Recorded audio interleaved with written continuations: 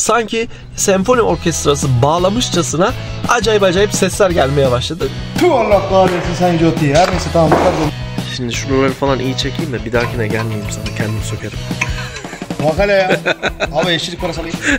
Terzi kendi söküğünü dikemez derler yani. Tam olarak şu anda bu videoyu çekme amacım bu.